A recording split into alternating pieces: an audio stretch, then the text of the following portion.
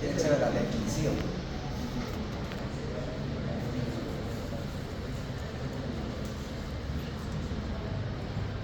¿Cómo lo definirías?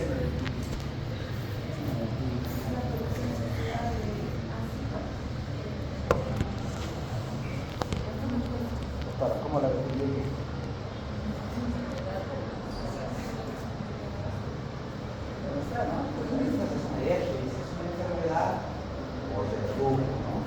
Retorno del contenido gástrico hace eso por el contenido del estómago hace sopa. Es una enfermedad por reflujo. Esta enfermedad por reflujo es una enfermedad por reflujo. ¿Por qué síntomas se caracterizan? ¿Qué dijimos de los síntomas? ¿Cuáles eran los síntomas capitales? Porque habíamos indicado, ¿no? Se agrupan en síndromes. Hay síndromes esofágicos y síndromes extraesofágicos, ¿no? Los síndromes esofágicos son con lesión y otros sin lesión, ¿no? Los que no tienen lesión pero tienen clínica. Y la clínica era capital, dos síntomas principales, aparte de uno, ¿no? ¿Cuáles eran los dos síntomas?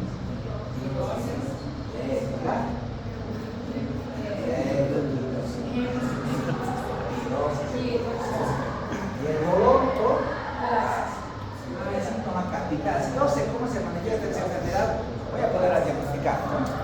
Entonces, pirosis, la agitación y el dolor torácico. ¿Qué era la pirosis?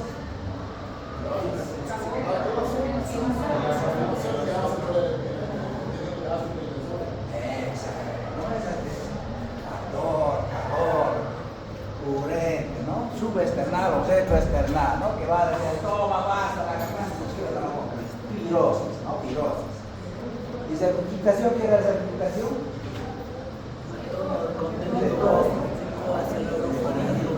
Hay, por ejemplo, usted puede decir, cuando el problema es una estenosis, por ejemplo, que no permite una calasia, por ejemplo, está cerrado el esfínter esofágico inferior. La certificación va a ser ácida o no ácida. Pero en el caso de la calasia, si no hay paso del contenido hacia el esófago, es una certificación no ácida. No ácida. No es ácida porque no va a haber paso, ¿no?, del contenido del estómago porque está cerrado el esfínter inferior. En esos casos es un reflujo, una regurgitación no ácida, ¿ya? No ácida. Exacto. Esto va a tener una regurgitación ácida porque el contenido gástrico está retornando hacia el esófago, ¿no? ¿Y cuándo se producía la enfermedad por reflujo? ¿Qué pasaba? ¿Cuál era la explicación? ¿Cuál era la fisiopatología de la enfermedad? ¿Qué cosas hacían que se presente esta enfermedad? ¿Qué cosas hacían que se tenga pirosis y regurgitación?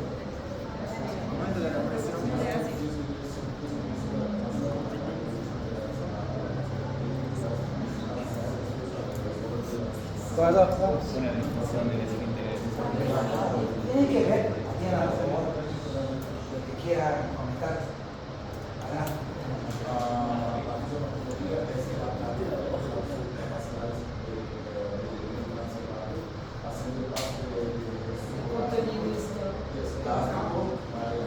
Pero lo podemos dividir clasificar en dos casos, con basera íntegra o con basera no. Cuando la basera antirreflujo está íntegra, la principal causa de la enfermedad por reflujo es, ojo, pregunta de examen, cuando la basera antirreflujo está íntegra, la principal causa de enfermedad por reflujo es más vaciamiento. Transitorias del esfínter esofágico. Tiene que ver, claro, las relajaciones, que no tienen que ver nada con la deglución, ¿no? Porque no se olvide, hay relajaciones transitorias durante la deglución. Claro, después de la alimentación son normales, es fisiológico. Pero estas relajaciones, fíjense la palabra, relajación transitoria del esfínter esofágico inferior, no relacionados con la deglución. Ya, esa es la principal causa de ambos de flujo. Cuando la basera antirreflujo está, cuando la basera antirreflujo está alterada, ¿cuál sería la principal causa que altera la basera antirreflujo? ¿Qué es lo que altera la basera? Por ejemplo, la basera antirreflujo está formada por Eso, ¿qué más? Que la basera es importante. Doctor, ¿con basera íntegra, sin basera? ¿De qué basera me está hablando? Hemos dicho, la basera anticeflujo está conformada por principalmente el esfínter esofágico y urocanes, es el músculo. Pero hay más, ¿qué más vienen? Los pilares del diafragma, ¿no? Ahí vienen los ligamentos esofágicos que los sostienen en su lugar, ¿no? Ahí viene la válvula Flav también, que tiene una línea entre la línea vertical y el fondo del estómago, que es una especie de válvula que evita esa válvula theta que se dice. Todo es la basera antes de flujo. Pues si esta basera antes de flujo se altera, ¿cuál es la principal causa que altera la basera? Una alteración anatómica. ¿Cuál sería la causa? Es una enfermedad con basera íntegra o con basera no íntegra. La hernia de hiato. La hernia de hiato es la principal causa que altera la basera antes del flujo. Y dijimos, a mayor edad, más hernias en general. En general, todos tenemos que revisar hernias. Cuando ustedes ven un paciente con dolor, revise hernias inguinales, epigastrio umbilical. Siempre hay que revisar hernias. Ojo, a mayor edad. ¿Cuántas veces se nos han ido complicaciones? Solamente el médico se revisaba de aquí para abajo y la hernia inguinal estaba estrangulada acá. Oye, pero a mayor edad yo tengo que revisar siempre. Lo mismo pasa con la hernia diatal. A mayor edad, las hernias diatales son más frecuentes. Ya hay la hernia tipo 1, tipo 2, tipo 3, tipo 4, ¿no? Ahora, en las mujeres, dijimos, ¿cuál será la principal causa? Por ejemplo, ellas tienen una enfermedad, una hernia no sin lesión, no hay lesión de la mucosa esofágica. Pero eran, ¿cuáles las principales causas? ¿O cuáles eran los dos tipos? La hipersensibilidad esofágica y la pirosis funcional. ¿Ya? Esos casos en las mujeres, decimos esto. Pero doctor, no hay de todo, la bioquímica es normal, la endoscopía es normal, pero ¿cuál es la causa? Ahí se divide el erge erosivo y el erge no erosivo, ¿ya? Con lesión de la mucosa y sin lesión de la mucosa. Sin lesión de la mucosa tiene que ver con estas dos cosas, hipersensibilidad y pirosis funcional. ¿Y cuál era la explicación? ¿Por qué las mujeres son muy frecuentes?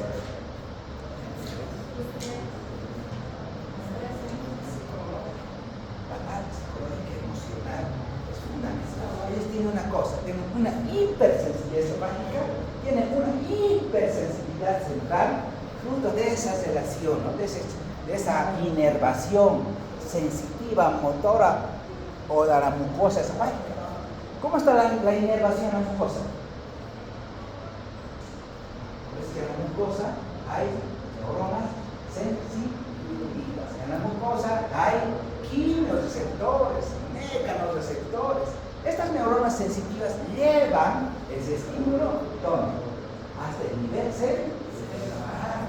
Pues estas personas tienen ese estímulo sumamente exagerado. Pues ese estímulo, ¿cómo se llama? Anodinia.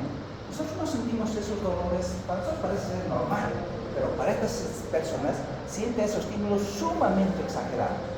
Constantemente están en hipervigilancia, desde el doctor me duele, todo el tiempo están adoloridas, y va de la mano con ese componente emocional que tienen. Por eso es que en la consulta, de 10 pacientes que yo tengo, 9 son mujeres, y 9 son mayores de edad. Y hemos dicho que tienen todo ese componente, toda esa carga emocional de la mamá, de la abuelita y de todo, está pues en el Señor. Le hemos hecho todo y no tiene nada. Pero no solamente viene con pirosis funcional, no solamente viene con dispepsia funcional, sino viene hasta con síndrome de intestino irritable. Pero todo es funcional y el problema es psicológico. Tenemos que llegar ahí. Pero hay otra causa que también altera la basera anticeflujo. Otra alteración, ¿cuál es? Que podría disfuncionar la basera o el esfínter esofágico, lo vuelve disfuncional. ¿Cuál es? Exacto. Tiene que ver con el vaciamiento. Puede ser una inflamación solamente por una úlcera en la anclo, la primera porción del duodeno, que o estenosa, ¿no? Y no permite el paso del alimento. Entonces se llama la estenosis pilórica. ¿ya? Se llaman también estómagos retencionistas. Los cánceres obstruyen la salida del estómago. Si obstruyen, ¿qué va a pasar? El estómago, la presión intragástrica aumenta, el estómago se dilata por mayor contenido. ¿Y qué hace? El esfínter disfuncional. Entonces, ¿dónde estaba el problema? El problema estaba en antro, ¿no? O estaba en la primera porción del duodeno. Entonces, la idea es buscar dónde está el problema. ¿Tiene alteración estructural o no la? Bien, es fundamental eso, ¿ya? Es fundamental. Bueno, ¿qué más dijimos? A ver, dijimos que los síntomas son fundamentales. Por ejemplo, vamos a ver las complicaciones. ¿Cómo la clínica me puede ayudar en estas complicaciones?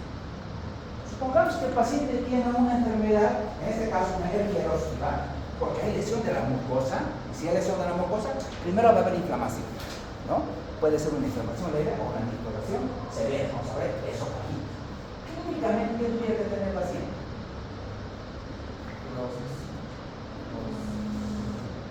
Va a tener eso, sí, pero ¿qué molestia nos va a tener? ¿Qué sería la mitad de la inflamación? El dolor.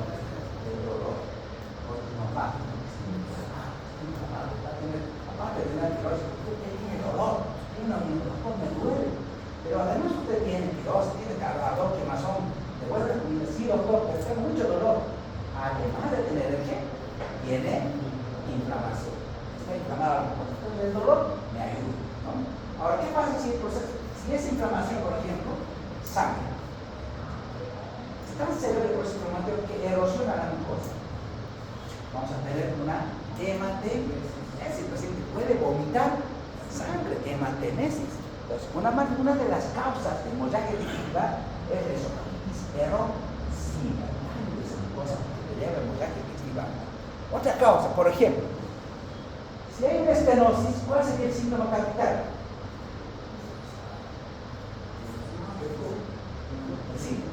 Disfagia.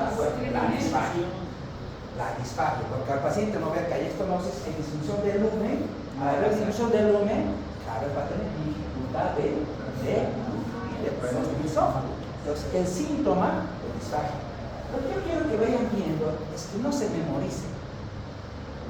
Veo, por ejemplo, a los internos acá en el hospital, les pregunto, han pasado con notas, no sé qué, y son fascinados, pero les preguntas, han pasado memoria por el examen. Después del examen, tienen que saber el por qué. ¿Para qué sirve esto? ¿Cómo me orienta? ¿Cómo puedo diagnosticar? ¿Lo ven? ¿Cuál es la importancia? Tengo que saber. No memoricen esto. Dale esto. No tiene sentido porque lo llevo más tarde solito. Interpreto, ya solo. Bueno, entonces la clínica me va a ayudar. Por ejemplo, si el paciente tiene disfagia y pérdida de peso,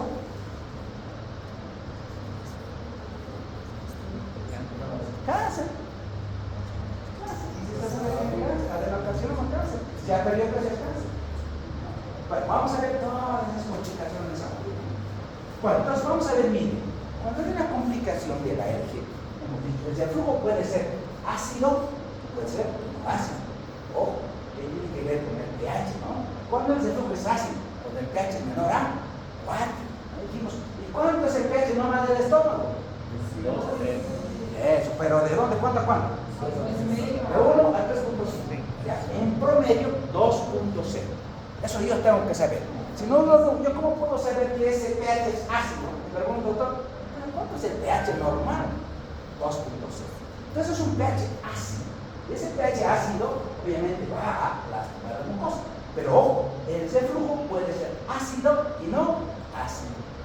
¿Con qué examen complementario yo podía determinar el reflujo ácido y no ácido? ¿Cuál es el examen capital? pH más, pHimetría más impedancia.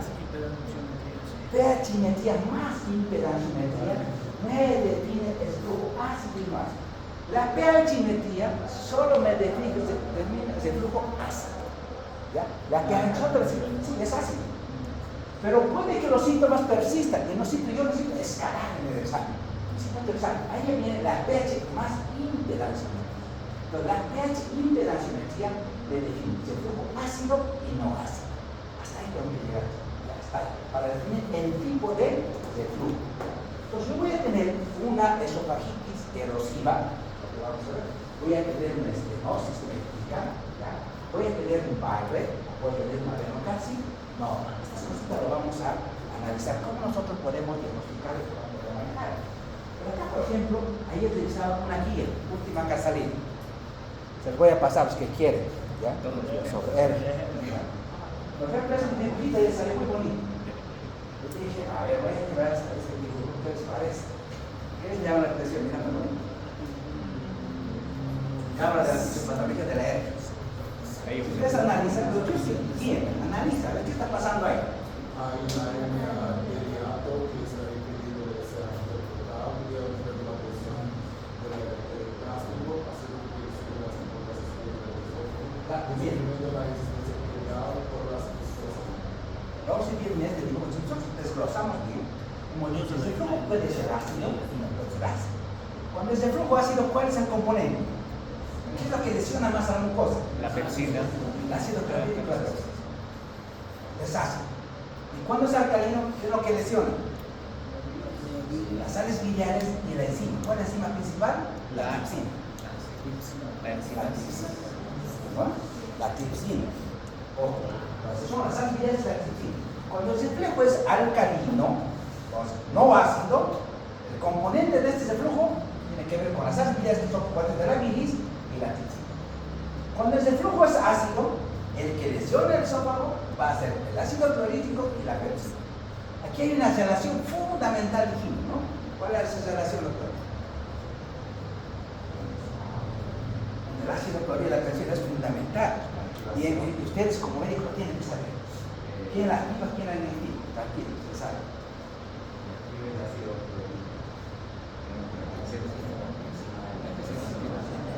La heterosina, muy bien, ¿no? Está bien, perfecto. ¿Ya? Hemos dicho que esa la pepsina, que las células principales producían, ¿qué producían? Pepsinógeno. No pepsina, pepsinógeno. ¿Ya? Pero el pepsinógeno se tiene que activar la pepsina, porque la enzima que degrada las proteínas, dijimos, es la pepsina. ¿Quién la activa? El ácido. El ácido clorhídrico. Por eso es que es importante, porque cuando yo voy a subir el pH, el doctor va a dar la brada o ¿qué es lo que está haciendo? Subiendo el pH, lo va a hacer pH alcalino, ya no ácido. Al subir el pH, lo está inactivando a la pepsina. Al inactivar la pepsina, va a evitar daño, o sea, va a disminuir la exposición de ese esófago al ácido. Porque lo que se está exponiendo ahí no es ácido, es alcalino. Entonces, por un lado, hay que suprimir la producción de ácido y por otro lado, hay inactivo. ¿Qué pasaba con la tripsina? ¿Se producía como tripsina? No. ¿Quién la activaba? Como decía el doctor, la enterosinasa.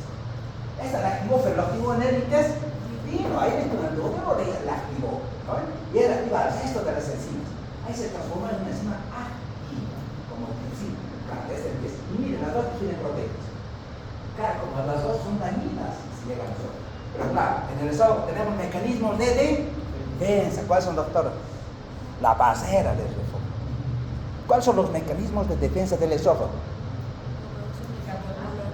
El bicarbonato, el pH alcalino, el bicarbonato, el moco, el peristatismo, la saliva, todos son los mecanismos de defensa. Los epiteliales también que tienen que ver con el flujo sanguíneo y otras cosas.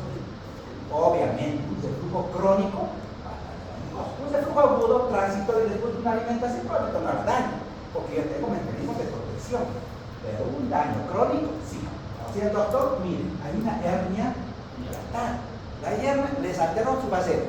No se olviden que con la hernia, el esfínter, el tipo 1 del deslizamiento, se desplaza hacia el tórax. Esto es posible.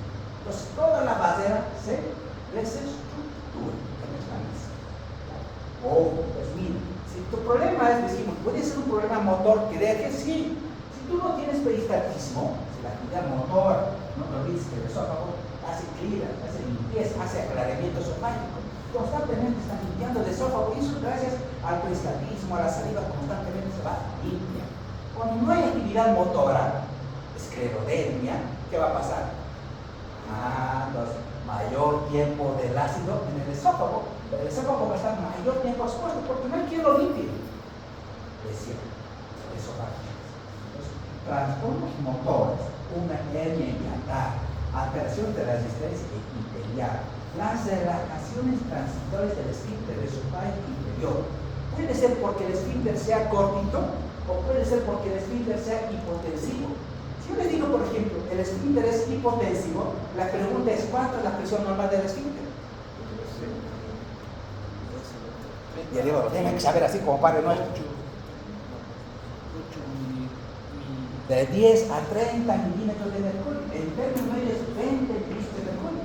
Entonces, la literatura dice, por ejemplo, es hipotensivo cuando la presión del esfínter, pues, hay relajaciones, cuando es hipotensivo, cuando la presión del esfínter es menor a 10.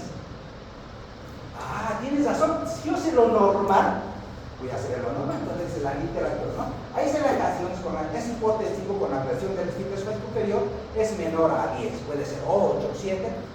Esa hipotensión o ese esfínter cortito va a predisponer a relajaciones transitorias del esfínter inferior no relacionadas con la deglución.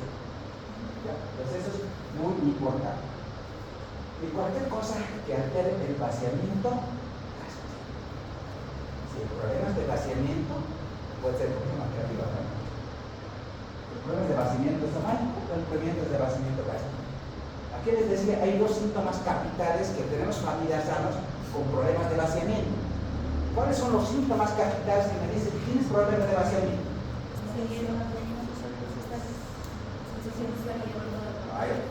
Saciedad precoz. Eso. Llenura precoz o saciedad precoz y plenitud postprandial. Y se pregunta al paciente, pero doctor, ¿cómo estoy hartado? O todo el tiempo estoy hartado, todo el día. No quiero comer nada, ¿sí? Estoy hinchadito, hartado. Tiene llenura precoz, se llena muy rapidito con poca comida y tiene plenitud postprandial. O sea, normalmente nosotros tenemos plenitud después de las comidas, comemos y estamos hartaditos, pero ese lo tiene todo el día. Esa es la diferencia de la plenitud postprandial. Nosotros tenemos, pero momentáneo, pero es 24 horas. Entonces, cuando yo identifico estos síntomas, llenura precoz y plenitud postprandial, ¿en qué voy a pensar? El problema de vaciamiento. El problema es cáncer, inflamación, hay problemas acá. Entonces voy a empezar a familiarizarme, chicos, con estos síntomas, ¿sí? Para poder ir más allá. Bueno, este gráfico me parece muy bonito, por ejemplo, lo llevaré, me parece excelente. Para un poquito más allá, esto lo hemos visto.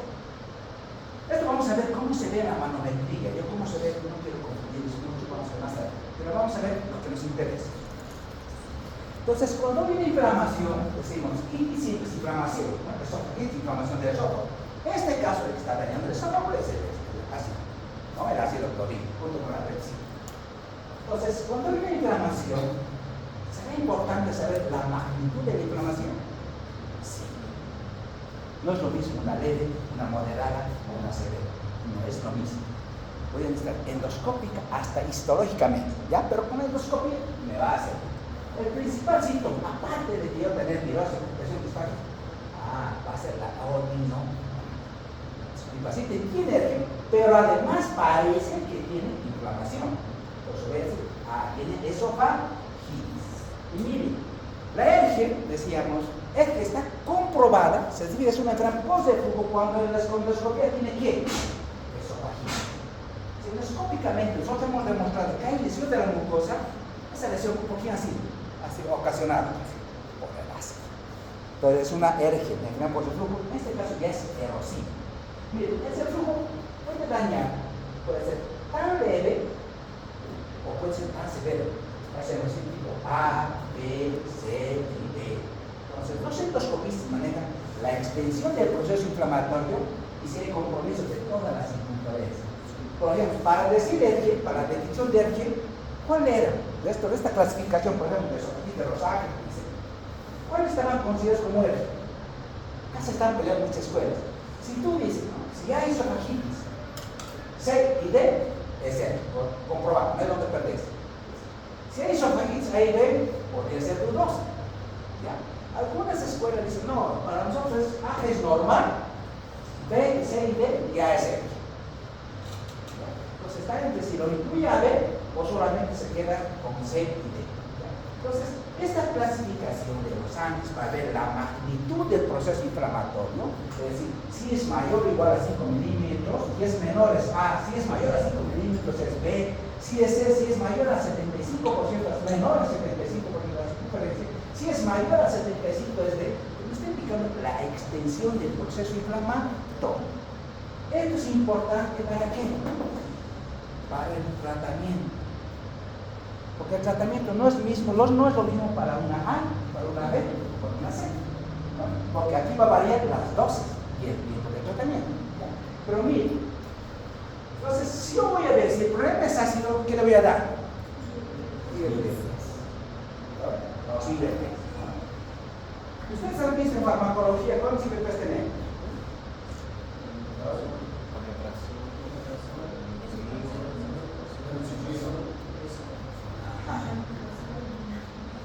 ¿Se acuerdan? En la anterior clase dijimos hay una diferencia entre, por ejemplo, los árados, que son los antagonistas de receptores H2 de histamina, alzatina, famotida, lisnatidina, todos son medicamentos que ahora raras veces los utilizamos porque su potencia es menor. ¿Ya? Además, el tiempo, si ustedes se acuerdan, dice, ¿cuánto tiempo la zanitidina puede mantener el pH por encima de 4? 7, 8 horas. En cambio, el omeprazol, más tiempo, 10 a 14 horas. O sea, mantiene el pH mayor a 4. Y dices, pero doctor, ¿por qué mantiene mayor a 4? Pues si es lo que quiero. Si hemos dicho, el pH ácido es ácido cuando ese pH del esófago es menor a 4, es ácido. Por lo tanto, yo tengo que mantener el pH arriba de 4.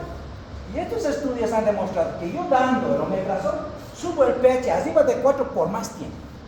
Más de 10 a 14 horas. Entonces, ¿cuál voy a dar? ¿Voy a dar ranitidina o voy a dar omeprazol? Omeprazol, es lógico. Pero acá la clave está también el oral. Muchas fallas del tratamiento de los médicos tienen que ver con el oral. Por ejemplo, siempre todas las guías dicen, le vas a dar, doctora, 30 minutos o 1 hora antes. ¿Pero por qué? Para que siga activa la bomba de Exacto. ¿En qué momento se activa la bomba? cuando la producción de ácido clorhídrico. Cuando el alimento llega al estómago, es la fase gástrica de la secreción ácida, que la mayor cantidad de la secreción ácida es esa fase. Llega el alimento y las células parientales, las bombas, producen ácido. Pero yo tengo que dar 30 minutos o 1 hora antes para inactivarlas antes de que el alimento llegue. Porque cuando el alimento ya va a llegar, ya están inactivas. Porque si el doctor no toma eso en cuenta, o la doctora no le da digamos, todos los alimentos, ¿qué va a pasar? De nada sirve, de hacer gastar su plata. ¿Sí? ¿Por qué? Porque no le están activando porque ya se activó. No le dio tiempo al omeprazol para activarlo. O sea, siempre el omeprazol hay que darla media hora o 1 hora antes de las comidas. Lo que ustedes les dan durante las comidas no tiene sentido. Porque no le da tiempo para que se absorba por farmacocinética, llega a la sangre. No es que a ti tú le das para llegar y va a estar. No, no. Necesitamos 1 hora mínimo para que por farmacocinética llegue a la sangre. Pero siempre 1 hora antes. Hay que dar 1 hora antes. Hay que inactivarlas al poco. Entonces, el desorden está en eso. Cuando nosotros damos omeprazol, estamos suprimiendo la producción de ácido, todos los IBTs, o podemos curar en un 80% de las escolas. Pero ahora dependerá de cuál omeprazol. Hay varios estudios, pero cuando ustedes dan omeprazol o un IBT, ¿qué tienen que tomar en cuenta? ¿Qué tomarían en cuenta? El tiempo de duración. La cantidad de tiempo, ¿verdad? Eso. Primero, el tipo de IBP que le pueden dar. Porque hay también líneas de razonamiento, ¿no es, doctor? Claro. Nosotros tenemos el tipo de alimentación que la persona pudiera consumir, porque como no es más ácido el pH del estómago, tenemos un tipo de dieta, Claro, el tratamiento siempre está de la mano con la parte nutricional, la parte de la dieta, siempre. No le va a dar al paciente, por ejemplo, tendrías que evitar que comidas, alimentos o evitar los café, cítricos, gaseosas, el alcohol. Porque de nada serviría que tú trates de suprimir el pH, también estás dando por otro lado. Aparte de dar una dieta gastroprotectora, por ejemplo, ¿ustedes consumen pan? El pan que todos comemos, ¿eh? Pero hay diferencias entre el pan que venden en la tienda y el pan que tú te haces en la casa, o el pan casero, o el pan integral. El pan integral o el pan casero no te hace daño. Pero si tú consumes el pan que se vende en las tiendas, apenas el primer pan ya, ustedes sí, muchos son jóvenes, pero cuando ya sean mayores van a ver que un pan es un veneno, ¿ya? Y para mayor edad es peor, ¿ya? Nosotros consumimos un pan de la tienda, ya sentimos ese azúcar, que no son, obviamente por lo que tienen, ¿no? Por los nutrientes, las levaduras, todo lo que no es saludable, entonces también, ¿no? La dieta es fundamental.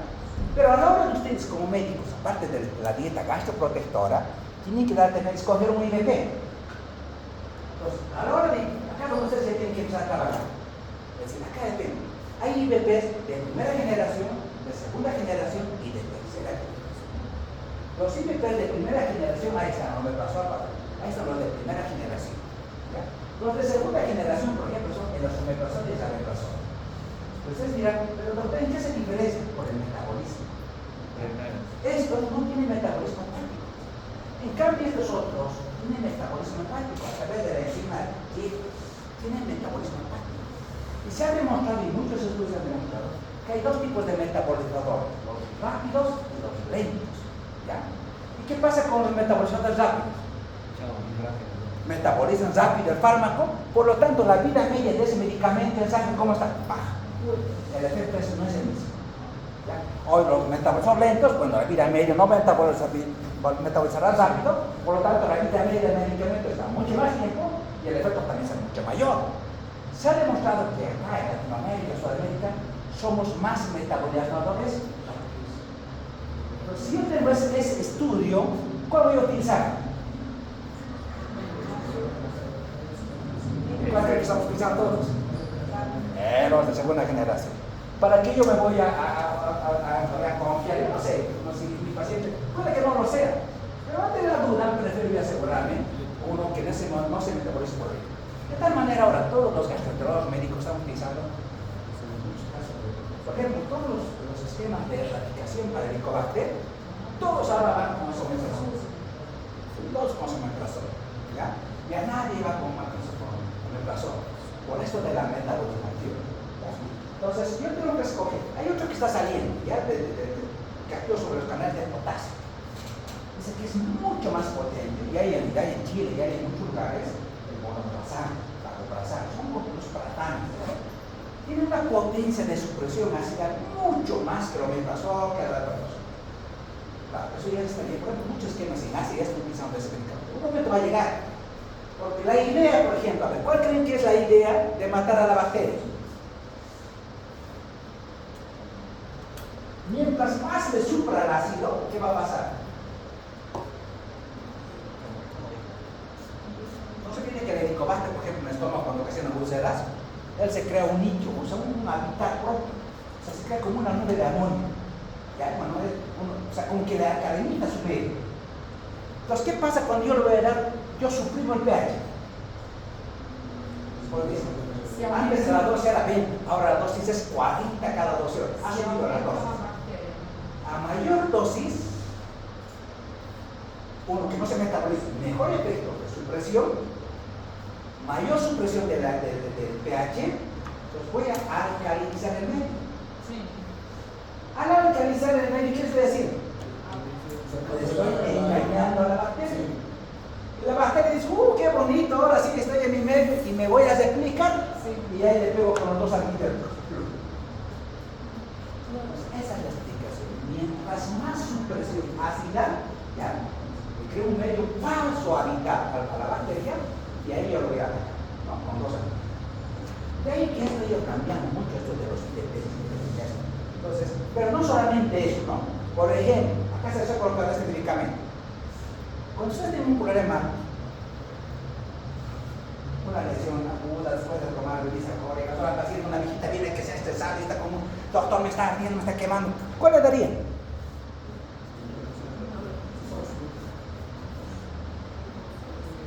¿Qué tiene, por ejemplo, este cursor?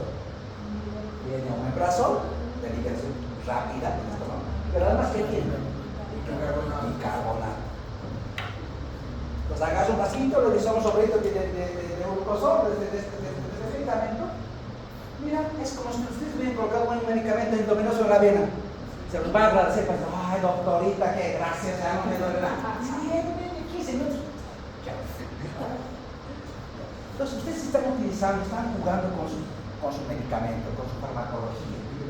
Claro. Entonces vamos a ver, inversión de mayor tiempo, bien. Y principalmente la calidad del medicamento, ¿no? Porque por ejemplo, en los seguros son chinos, son hindúes, cada 450, yo no voy a arriesgar, ¿no? Yo no voy a arriesgar ese medicamento a mi paciente. Entonces tengo que darle otro. Bueno, entonces la clave es la supresión ácida. La clave es la supresión ácida. Si puedo utilizar esto, si es leve, ya puedo darle por 4 semanas una dosis estándar. Pero miren, si es severa, le voy a dar IBP a doble dosis por 8 semanas. Y después de las 8 semanas, porque muchos estudios demuestran que con 8 semanas yo voy a poder solucionar el problema de la lesión. ¿Ya? Pero 8 semanas. Entonces tengo que saber el tiempo. Entonces, el tiempo depende del tipo de lesión. La dosis depende del tipo de la lesión. ¿Pero puede tratar? Claro que lo puede tratar. No necesitan ser gastroenterólogos para saber. Puede, solo tienen que tener ese criterio nomás. ¿Cuándo y a qué dosis? Cuando tú dices que si esa ¿cuál es que vamos a usar? Antibióticos. ¿Cuál? Normalmente se trata del esquema convencional, pero vamos a tocar más, porque el próximo tema es eso. Vamos a ver el Helicobacter, vamos a ver el virus, vamos a todo eso. Pero normalmente no quiero solo que pongamos un ejemplo para que vean la importancia de la supresión ácida. ¿Ya? Pero vamos a ver esquemas convencionales, T asociados, hay tetra asociados, hay secuenciales, hay esquemas. Pero no nos meteremos en eso. Bueno, entonces la dosis y el tiempo depende del tipo de lesión. O sea, miren, si ustedes se dan cuenta, todo es razonable. No es nada de memoria. Cada paciente es diferente. Su paciente puede tener una A, la paciente una B. Entonces yo me voy jugando con la dosis y el tiempo. En general, 8 semanas puede ser su paciente. ¿Ya? Entonces el IBP va a ser la clave, ¿no? El IBP score. Este paciente, por ejemplo, yo le puedo dar procinéticos.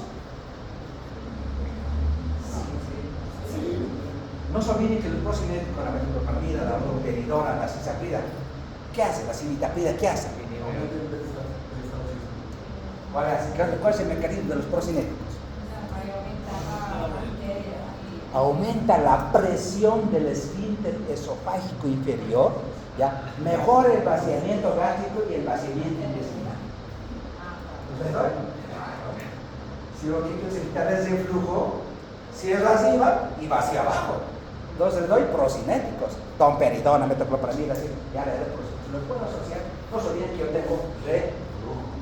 Entonces, si yo quiero evitar ese reflujo, le voy a cesar la válvula. Y para cesar me doy procinético, porque este procinético me aumenta la presión del esfínter esofágico y por lo tanto voy a evitar ese reflujo. Aparte que le estoy suprimiendo, le estoy evitando ese reflujo. Entonces, por doble mecanismo voy a curar la lesión. Entonces, le puedo asociar procinéticos. Bueno, vamos a ver si tenemos. ¡Wow! No nos pasado nada, estamos. Está bien así, pero. Está bien así. Está bien. No, A ver, preguntas que Bueno, pues vamos a ver esta de la.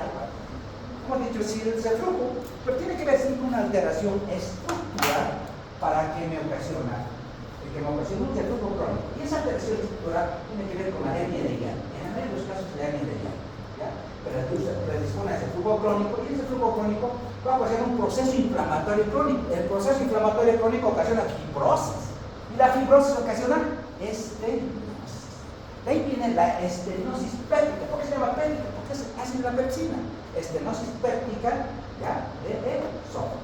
Cuando se estenosa, la luz de este esófago va disminuyendo.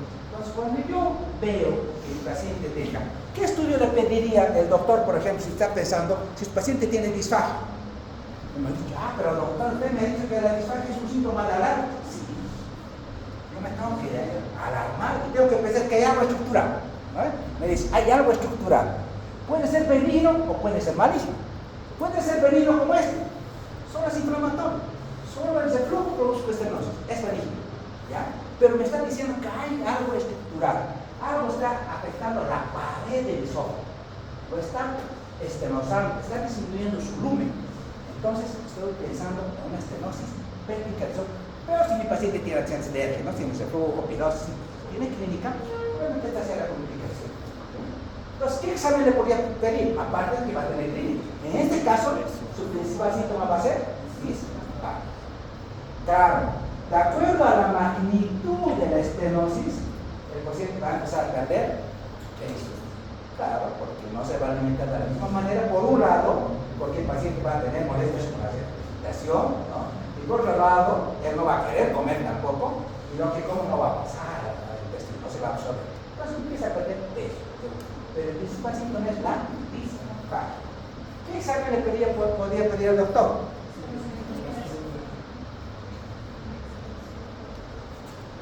Probablemente un esofagograma sería suficiente. Pero no se olviden, ¿qué es el esofagograma? Doctor, ¿qué es el esofagograma? Voy a matar, perdón.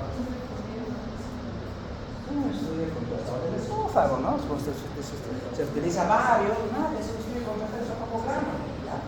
Entonces, los estudios contrastados para ver la presión estructural sí es importante. Por ejemplo, acá, tú quieres ver dónde está la estenosis, la longitud de la estenosis. Entonces, es importante, ¿ya? Pero ¿quién le pido? Hay dos estudios que lo puedo pedir. Un esofagograma, para ver solamente esófago, o le pido la serie esófago-gastroduodenal. ¿Cuál le pido? La serie esófago. Porque ya estoy pensando, mira, mi cabeza ya está pensando, pero doctor, este problema puede que no sea solamente esófago, puede que sea de gacho, puede que sea de vaciamiento. Entonces, ¿cuál es ese estudio que me va a poder determinar esófago, estómago y duodeno? La serie esófago-gastroduodeno. Ese se llama ese estudio contrastado. La serie esófago. Es un estudio contrastado que te permite ver no solamente esófago, pasa por el estómago y vas al duodeno. A lo mejor el problema está en duodeno, la estenosis está en duodeno. Y ese estudio te lo va a decir, doctor, hay problemas de vaciamiento, el estómago está dilatado. El problema no es el esófago, el problema es el estómago. Y como sabemos, por eso es importante ver la causa. Las causas de alergia. Una causa tiene que ver con el vaciamiento. Entonces, ¿cuál examen le podría pedir? Este examen, la serie esófago-gastroduodenal, que me permita ver las tres cosas. Pero eso pensando que una de las causas que podría descartar podría ser el problema de vaciamiento, el problema de gato. Entonces, este examen está muy endoscopía, doctor. serie esófago. É uma endoscopia. No, es un esófago, la serie, un estudio contrastado, pero que compromete, que te da imágenes de esófago, de estómago y de duodeno. É maior. E a endoscopia só para No, esos son los estudios. Este es un estudio radiológico, pero con contraste. Ya, es un estudio radiológico, pero con contraste. Después se llama serie esófago-gastroduodenal. Entonces, es como, por ejemplo, ustedes quieren ver, por ejemplo, el crecimiento del intestino grueso, ¿qué le pedimos? Colon por enema, ¿eh? Para ver el colon por enema, a ver si ese intestino está grueso, voy a pedir colon por enema. Entonces, estos estudios nos dan una idea, ¿ya? De dónde más o menos puede estar la lesión, ¿ya? Pero claro, el mejor estudio, ¿cuál va a ser? Siempre va a ser la endoscopia. Como es un síntoma de alarma, tengo que hacer endoscopia.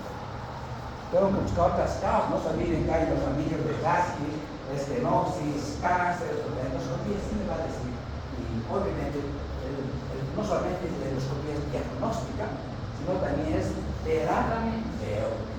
Porque la endoscopia, ¿qué va a hacer la estenosis? ¿Qué haría? abrir. Dilatar. Sí. Va a hacer dilataciones endoscópicas. Esa es la tarea. Claro, para dilatar, voy a utilizar, por ejemplo, estas bujías de Sara de Miller, ¿no? Que se hace obviamente con guías endoscópicas, entonces hay diferentes tamaños, van a dilatar por eso. Pueden dilatar con balones, pueden dilatar con estos baloncitos, van a introducir hasta el lugar del estenosis y van a insuflar, ¿no? La idea es dilatar esa estenosis. De tal manera que ellos con estas dilataciones logren, por ejemplo, ganar un diámetro, por lo menos hasta 15 milímetros, porque está cerrado. Si yo dilato hasta 15 minutos en una primera instancia, está bien. Entonces, no se olviden que la dilatación tiene una complicación. ¿Cuál creen que sería la complicación de la dilatación? La sutura temporal. Una vez estaba en insuflar, eso estaba ahí el internito cuando se le fue. Sutura de esófago, mediastinitis, el paciente a la terapia y se va a ir un show. Los antiprones también. Primero con el matador, el memorial, después poco a poco obviamente en una técnica, no vamos a hacer eso, para eso unos endoscopistas, ¿no? Que ustedes sepan que un Una forma de tratar las estenosis prácticas tiene que ver con dilataciones en los cortes. Listo. Utilizando valores. Y miren, cada que se repite las sesiones, cada 2 a 4 semanas.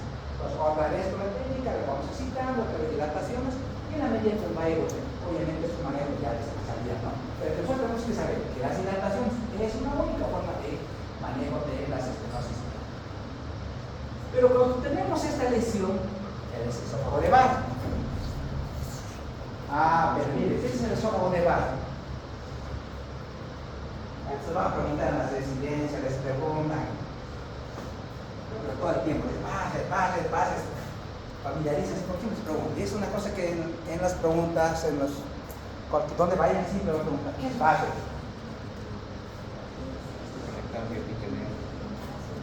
Mira, listo. Si nosotros leemos, dice es un reemplazo del epitelio, es como. ¿Cuál es el epitelio normal del esófago? ¿Cómo era el epitelio? ¿Qué dijimos? Que tenemos que meternos en la cabeza una cosa. Todo el tubo digestivo tiene un epitelio, excepto el esófago. El esófago tiene un epitelio plano, estratificado, no queratinizado. Es el esófago, ese es el epitelio. ¿Ya? El resto del tubo digestivo tiene epitelio cilíndrico simple. ¿Ya? Entonces, ¿qué es el esófago? ¿Qué es metaplasma? ¿Qué es meta? Un cambio. Ustedes saben, cuando hablas de cambio de epitelio, entonces, y displaces ya alteración estructural, microscópica, histológica del epitelio. Descansa. ¿Qué pasa en la metaplasma?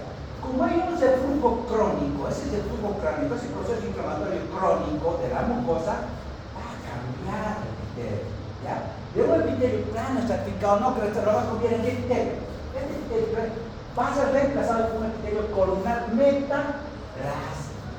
Vamos a ver qué características tiene, pero va a ser por un tipo de epitelio, de tipo intestinal, donde las características son la presencia de las células calciformes. Pero vamos a ver esto. Entonces, hay un reemplazo, un epitelio esponjoso por un epitelio columnar. Perfecto. Pero este caso es metaplásico, se cambió el epitelio. Esa alteración, yo lo voy a ver de manera endoscópica. Tiene que ser visible, tiene que ser mayor a un centímetro. ¿Ya?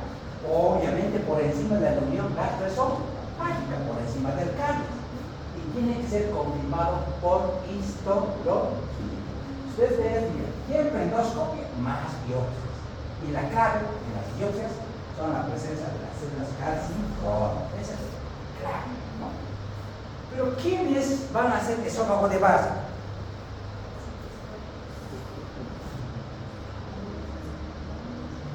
¿Cuáles son los factores? ¿Será importante los factores de riesgo o no? Sí. Porque, por ejemplo, una de las medidas que vamos a ver, que tiene que ver con disminuir que esto progrese a cáncer, va a ser suprimir el ácido. Claro, lógico, porque el ácido está dañando. Pero no es suficiente. Porque yo tengo que indagar o trabajar sobre los factores de riesgo. Por ejemplo, si mi paciente es de sexo masculino, ¿por qué es el sexo masculino el que tiene mayor factor de riesgo? Especialmente para cáncer de esófago. Digamos, ¿por qué? La producción. Es un poco por mal rato, ¿no? Por lo que fuma mucho. Y esa. Fuma y bebe, ¿no? La mujer es muy poco, ¿no? Pero el otro fuma y bebe. Entonces, es un factor de riesgo. Porque si yo no subsano este factor de riesgo, de nada sirve que el doctor lo suprima el pH, ¿no ve? Estoy haciéndole gastar plata. Si no dejas el alcohol, si no dejas el cigarro, mejor no perdamos el tiempo, seguir nomás con lo que estás haciendo, ¿no? No tiene sentido suprimir el pH, lo ves a gastar plata. Pues yo tengo que indagar estos factores de riesgo. La obesidad sí. No se olviden que la obesidad, ¿qué hace la obesidad? Hemos dicho, claro, la obesidad no solamente aumenta la presión intragástrica por los gorditos, tiene mayor estómago, ¿no? A mayor estómago, más presión intragástrica, mayor presión intragástrica, además hay mayor presión intraabdominal y eso predispone también a disfuncionar el esfínter esofágico inferior. Por lo tanto, ¿qué lo voy a hacer? Una cirugía bariátrica podría ayudar mucho mejor también para evitar la progresión a la cáncer. No se olviden que esta es una lesión precancerosa, es pre-maligna. Yo lo que tengo que evitar es que no llegue mi paciente a cáncer. Esa es mi meta, pero para eso tengo que trabajar sobre esto. No es suficiente la supresión de ácido, sino también trabajar sobre la obesidad. Sobre la hernia diafragmática, algunas cirugías antes de flujo me dicen de 360 o 180 va a poder ser necesario. ¿ya? Pues estos factores de riesgo son importantes. No se olviden que tenemos que indagar sobre los factores de riesgo. La bulimia crónica también puede pasar. ¿Cuál? La bulimia crónica. Vamos a demostrar, porque la bulimia, ¿cuánto tiempo más o menos por ejemplo? ¿Qué pasa con quiénes son los bulímicas? Las jóvenes, chicas, como es transitorio, como no hay una alteración, ¿no? Es como que solamente cuando se provoca, ¿no? Pero no hay estudios que hayan demostrado que la bulimia ocasiona no, porque no te olvides que porque va a devolver al paciente, va a rectificar, va a expulsar, ¿no? Pero como este paciente integra su base de antirreflujo, ¿qué va a pasar? O su mucosa, otra vez el paciente empieza a integrar, o sea, no pasa nada, ¿ya? Porque sus mecanismos de defensa también están óptimos. No tiene alteración de su barrera, no tiene su mucosa, nada que ver, ¿no? Va a regenerar, va a compensar, va a repensar sin problema. ¿Ya? Bueno, entonces la endoscopia siempre con toma de dosis. Miren, si nosotros no hacemos, ¿qué es lo más grave, por ejemplo, del vaso? Ya sé que es una metaplasia, que veo cambio del epitelio. Lo peor es que evolucione a displasia. Acá ya hay alteración del epitelio, no es solamente cambio, ¿no? Hay ahora alteración. Displasia significa alteración, disalteración del epitelio. Este epitelio ya se está malignizando. Entonces, ¿cómo yo voy a hacer decir? Ahí ya vemos, ¿no? Dice, base sin displasia es diferente. Es importante porque el tratamiento es diferente si hay displasia o no hay displasia, ¿ya? Si hay displasia, el tratamiento va, inclusive, miren, dice, sin displasia, el riesgo de progresión a cáncer no está del todo, digamos, que no va a haber progresión a cáncer. Hay del 0.2 a 0.5 por año puede evolucionar a cáncer. Entonces, la vigilancia endoscópica es muy importante cada 3 a 5 años. Pero ojo, ¿no? Este base puede tener ya una displasia de bajo grado o una displasia de alto grado. Acá la conducta ya es IBP. Entonces, ¿acá quién manda? El patólogo. Acá ya dependemos, chicos, del patólogo. No olviden que el diagnóstico es histológico, ¿no? Es histológico. Yo puedo tener esas alteraciones, por ejemplo, endoscópicas de bajo, ¿no? El segmento corto menor a 3 centímetros, el segmento largo mayor a 3 centímetros, ¿no? Y muchos me dicen, por ejemplo, los endoscopistas que hacen no solamente ven eso, ve la longitud, ve la circunferencia. Dice, ¿cuánto es la circunferencia más? ¿Cuánto es la máxima y la longitud? Miren, circunferencia y longitud de estas lesiones endoscópicas que ellos ven, esta lengüeta, ¿no? Ese es el barro, esa lesión aterciopelada, rojiza, ese es típico de barro. Entonces van viendo endoscópicamente y van tomando biopsia. Pueden hacer amplificaciones, como por ejemplo, utilizan cromoendoscopía, hacen incisiones especiales, utilizan submetileno, utilizan ácido acético para definir mucho más. Ellos analizan el patrón vascular, el patrón mucoso, también alteraciones, eso es regular o irregular. Endoscópicamente, obviamente, lo van a trabajar a ese nivel, ¿no? Ellos tienen que definir, ¿es maligno o es benigno? Entonces, por todos esos métodos diagnósticos endoscópicos y la cromoendoscopía, obviamente van a biopsiar. Entonces, miren, acá tenemos nosotros. La biopsia dice, es el mejor método de diagnóstico de base, es la biopsia. Ya, es la biopsia. Donde va a haber una metaplasia de la mucosa esofágica. Por lo tanto, el epitelio escamoso normal del esófago ha sido expresado por el epitelio cilíndrico de tipo intestinal, pero con presencia de células calciformes. Ese es el diagnóstico histológico. Cuando alguien, por ejemplo, quiere manejar, yo necesito acá, o sí necesito del patólogo. Yo necesito para mi conducta, ¿tiene displasia o no tiene displasia? Esa es la clave. ¿Y quién me va a decir si tiene o no displasia? El patólogo. Por dice, miren, el diagnóstico tiene que ser realizado para ver base con displasia o sin displasia por un patólogo experimentado, ¿ya? De preferencia. Dice, ojo, confirmado mejor si son dos patólogos y mejor si hay concordancia entre los dos, que los dos piensan lo mismo. Parece muy bien, porque así debería ser, ¿no? Por ejemplo, si a la doctora le diagnostican base, bueno, yo quiero estar doctor, seguro. ¿Tengo displasia o no tengo displasia? No. Entonces ahí está el problema. Yo no quiero confiarme después de un tiempo, no, a usted ha tenido adenocarcinoma, ¿no? Entonces, no, tengo que ver. Entonces, mejor si son dos patólogos, ¿ya? Miren, es importante.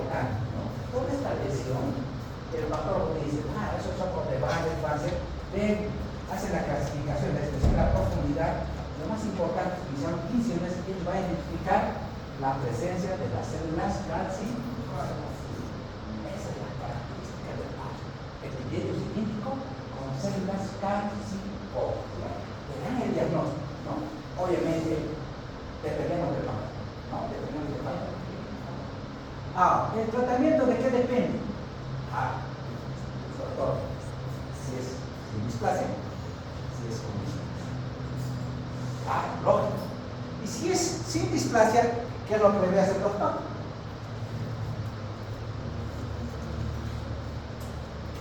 ¿Debo trabajar sobre los factores de riesgo? Sí. Sobre el reflujo, tabaquismo, debo trabajar sobre los factores. Es fundamental. No solamente la supresión de asma, pero ahora supresión de asma. Acá ya tengo que darle hombre. Cualquier bebé, pero 40 digamos y 2 veces al día, usted dice se puede dar más aspirina. Este esquema de darle asma más bebé, dice suprime, reduce el riesgo de displasia de alto grado, que hace de un 71% después de 2 años. Es importante suprimir, ¿ya? Nada más desde hasta 300 miligramos. ¿Qué se hace? Yo voy a suprimir, voy a hacer controles cada 3 años, voy a hacer un control endoscópico. Y otra vez un control endoscópico e histológico, ¿no? Voy a hacer un seguimiento. A lo mejor el paciente no tiene displasia, a lo mejor ya no tiene base. Pues en 3 años voy a hacer un seguimiento. Pero ¿qué pasa con el paciente que tiene displasia? Base con displasia y cáncer. Depende grado de displasia, del grado de compromiso de la lesión. Nos vamos a ver más adelante. Por ejemplo, si comprometes la lesión, tiene una displasia de alto grado o la lesión es maligna, si compromete, por ejemplo, la mucosa y la submucosa, probablemente el tratamiento sea solamente endoscópico. Vamos a ver ahí la disección y la disección endoscópica de la mucosa. Pero si compromete más allá, el tratamiento es quirúrgico.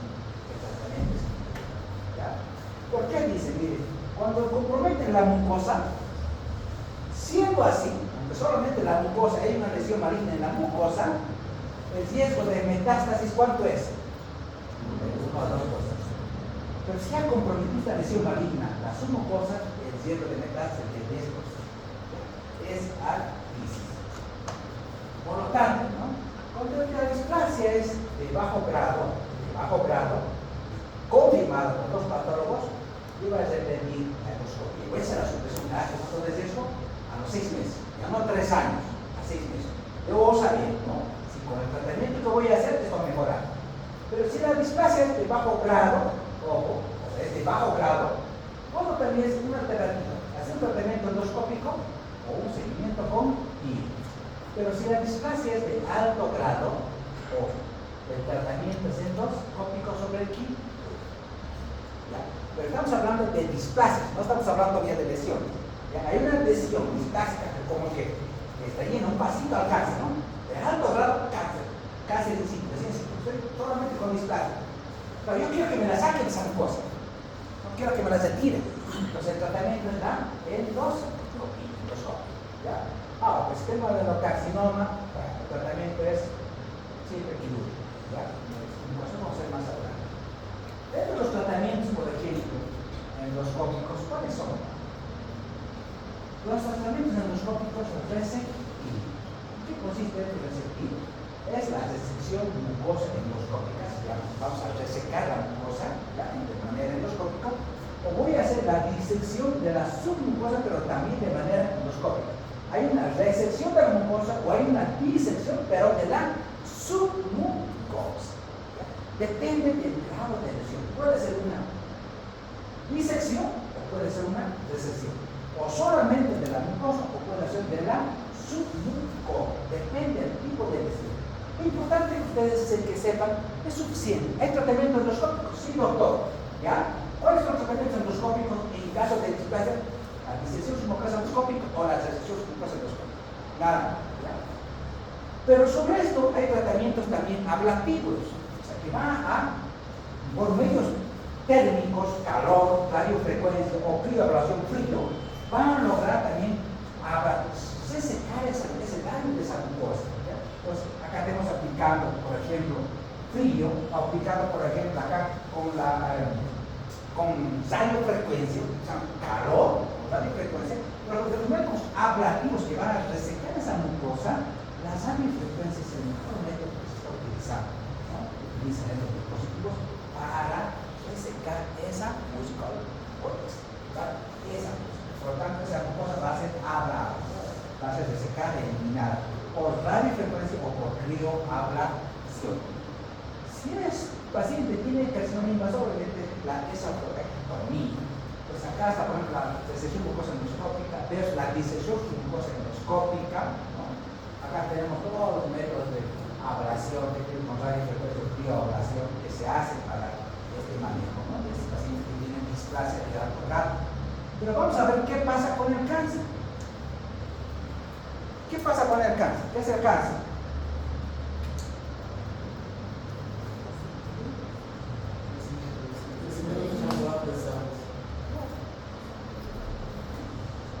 Son células que se controlan. A tal extremo que pueden hacer diseminación, ¿no? Vía linfática, vía sanguínea, que va a hacer metástasis. Son células que están sin control, ¿no? Entonces, tenemos que hacer un tratamiento para evitar que estas se proliferan de tal manera, porque van a hacer metástasis, se van a diseminar por vías metástasis, ¿no? Hemos dicho, por ejemplo, ¿por qué el esófago tiene mal pronóstico? Por las estructuras que hay hasta Claro, porque dijimos, por ejemplo, el esófago es la estructura que no tiene serosas, tiene AP epifísico. Fácilmente hace diseminación. ¿Ya? Pues tiene mal pronóstico, además tiene doble drenaje linfático. Su pronóstico es malo que el cáncer de esófago. Lo mismo, dicen la sexta causa del cáncer por todo el mundo. ¿Ya? La edad promedio es a los 68 años y miren, el 70% pues en varones. Estamos jodidos, ¿no? La sobrevida a 5 años del 20%. ¿Ya? Miren, este cáncer está después del cáncer colorectal, del páncreas, del estómago. Es allá, ¿no? Esta es literatura americana. Pero nosotros, yo creo que está después del cáncer de estómago, ¿no? El cáncer de estómago nosotros acá es frecuente. Después viene el colorectal, después viene el de páncreas. Hoy día hemos tenido un cáncer de cabeza de páncreas, pero los de estómago son los más frecuentes. Pero los de otros ahí, ¿no? Hay dos tipos de cáncer, chicos, ¿ya? Los escamos celulares y los adenocarcinomas. Acá es importante porque los patrones de riesgo son diferentes, ¿ya? No se olviden que ustedes van a indagar sobre los patrones de riesgo. ¿Quiénes hacen un cáncer de escamo celular? Desde el punto de vista histológico, los que fuman, los que beben, ¿ya? Los que consumen bebidas calientes, los que, por ejemplo, han consumido cáusticos como acá se ve mucho en el Chapare, la digestión de ácido, ¿no? O las insecticidas que dañan la mucosa. Pero, ¿cuáles son los factores de riesgo para el adenocarcinoma? Obesidad, el flujo y el pan, ¿ya? Y el famoso ¿no? Las lesiones autotómicas dominantes, donde hay los hematomas, ¿no? Siempre responde a cáncer. Desde el punto de vista histológico, vamos a tener dos tipos de cáncer. Esto es importante que saben: escamo celular y adenocarcinoma. El adenocarcinoma compromete ¿cuál? Siempre el tercio distal. En cambio, el escamo celular siempre compromete el tercio superior y el medio. Por eso se está relacionado con fumar y beber. Ya, justamente, el tercio superior. En cambio, el tercio superior no. Claro, esto está relacionado con el mal está relacionado con la obesidad, principalmente el defecto crónico. Por eso tenemos en Estados Unidos y Europa hay más adenocarcinoma. Acá tenemos mucho adenocarcinoma. Escamo celular muy poquito, ¿ya? Miren, entre estos dos nos da casi el 95% de todos los casos de esófago que tienen que ver. Primero con adenocarcinoma, después con escamo celular, muy poquitos hay melanoma aquí y los de ellos mielosarcoma. Muy poquitos, ¿no? El diagnóstico va a ser clínico, sí, endoscópico también e histológico, como nosotros, ¿no? En la clínica, ¿qué es lo que podríamos ver en la clínica? Claro, el paciente va a tener disfagia progresiva, ¿no ve? Primero para sólido, después para líquido. Cada vez progresivo. ¿Por qué? Porque el lumen del esófago está disminuyendo de diámetro, ¿no? Es menor a 3 mm. Puede no tener regurgitación monoácida, va a tener el paciente vómito, va a tener pérdida por disfagia, por anorexia y por tumor, tiene anemia, pero el 6 al 10% de los pacientes pueden no tener síntomas. Pueden no tener síntomas. ¿Esto es importante o no? ¿Dónde hace metástasis?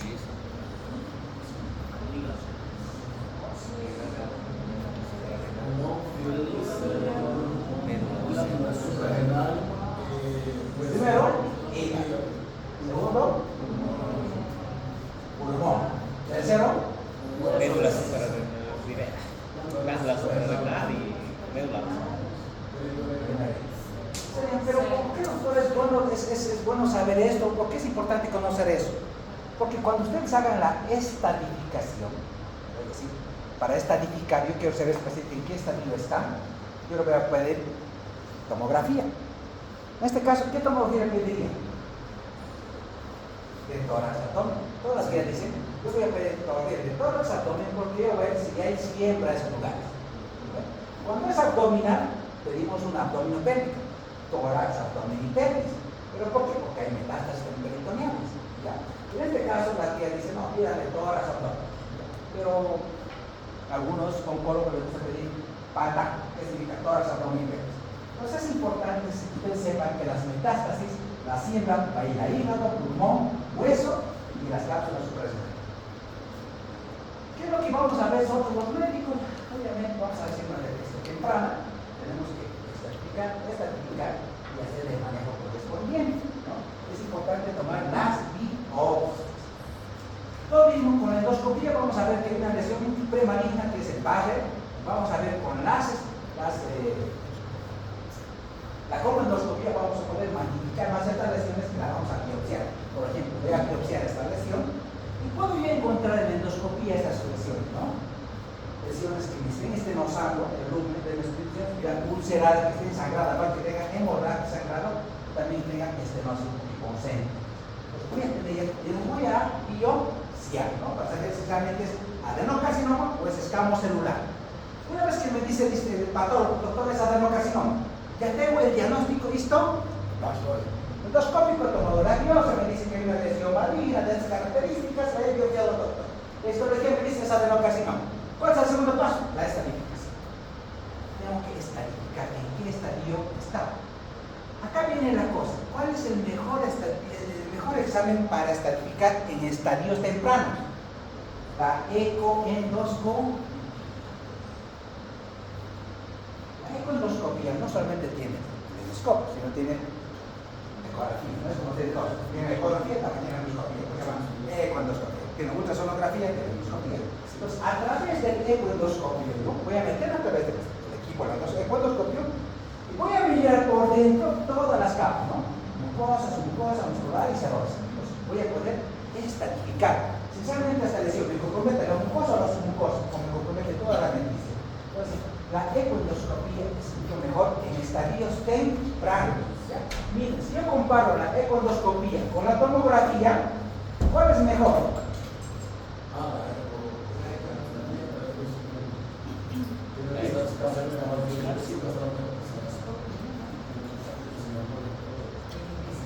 Además que la ecoendoscopia me va a permitir biopsiar.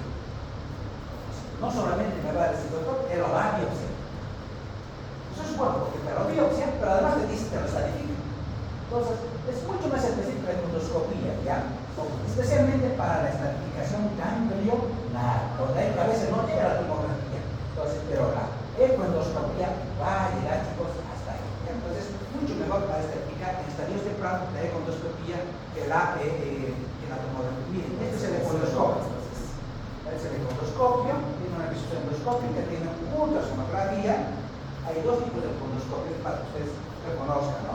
Tiene un extremo que es radial y otro que es lineal. Entonces, te permite ver un radio mayor y este permite tomar biopsia. Por eso la ecoendoscopia es diagnóstica, pero también es terapéutica. Te puede biopsiar, te puede hacer un drenaje de quistes. Entonces, es muy importante que ustedes se vayan familiarizando con este método de diagnóstico. La ecoendoscopia radial y lineal. De tal manera que nosotros vamos a poder ver toda la mucosa, ¿no? Toda la mucosa. Y vamos a poder no solamente hacer función. Miren, cuando hay un cáncer, ¿qué voy a ver?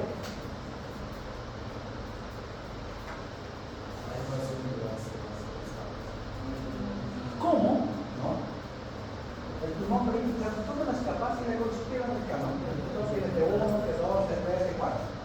¿Sí? Por eso es que la endoscopía en estadios tempranos es muy, muy importante. Pero ya cuando el examen, el cáncer ha avanzado, había necesidad de la tomografía, ¿no? Entonces, la endoscopía es fundamental para la estratificación, para ver cuánto mal está la pared de todo el esófago, ¿no? Entonces, la estratificación, en estados avanzados, claro, yo que vería metástasis, ahí voy a pedir tomografía, ¿no? Pantomografía, todas las tomografías, ¿por qué? Porque quiero ver secundarios, quiero ver metástasis. Y la estratificación consiste en esto, chicos.